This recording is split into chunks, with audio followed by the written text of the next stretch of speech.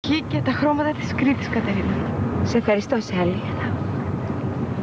Εγώ σου φέρα, ήταν τα πορτακάλια, τα βαστά της μάνας σου. Σας ευχαριστώ. Σας ευχαριστώ πολύ. Κυρία Δωρεβή! Κυρία Δωρεβή! Κυρία Δωρεβή! Τι ήτανε τούτο? Κυρία Δωρεβή! Κυρία Δωρεβή! Είναι μερικά από τα παιδιά της πρώτης. Κυρία Δωρεβή! Κυρία Δωρεβή!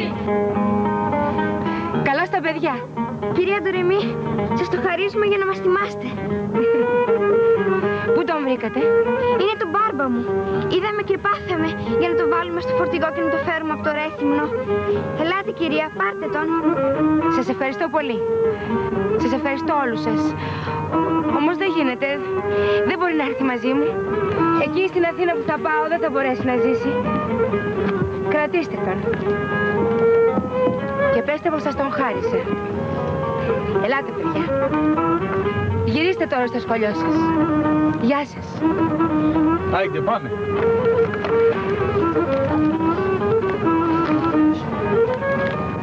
Συμπέθερε, πιάσταν τα πράγματα.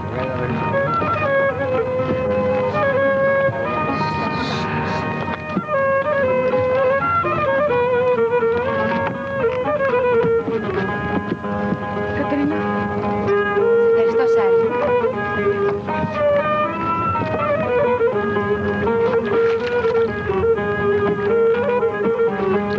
Γεια σου, Κατερίνα, καλό ταξίδι.